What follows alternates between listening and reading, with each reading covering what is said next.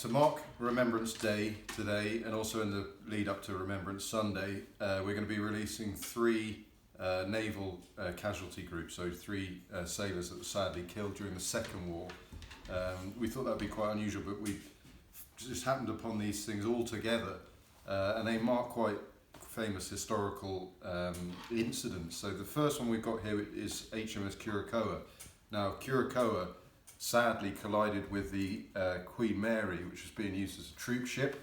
It was known as the Grey Ghost. It was painted battleship grey, and the Queen Mary could have up to about 15,000 troops on board. So it was quite an important ship that was requisitioned for the Second War. But sadly, this incident took place on the 2nd of October 1942, and it was zigzagging as it would do for the anti-kind of U-boat manoeuvres.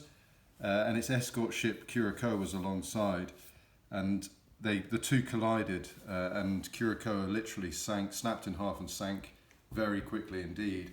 And sadly, this sailor was on board a signalman, Kenneth Horner, and he lost his life in that incident. The saddest thing for me is that the Queen Mary captain was under orders to stop at absolutely nothing, and just had to continue and sent out distress signals and tried to get help in the area. So a lot of seamen sort of froze to death that day. So what we have here, we've got the telegram, sadly, to Kenneth's mother, Mrs. Horner, what eventually was sent to her, which was the condolence slip and his medals. But what we've got here is a really fascinating archive of letters, which talks about what went on afterwards. So there's a huge inquest after the war.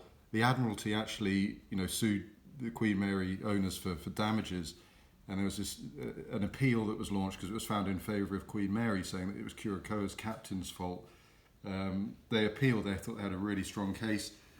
And they changed the verdict to 2/3 Curacoa's fault, 1/3 Queen Mary's.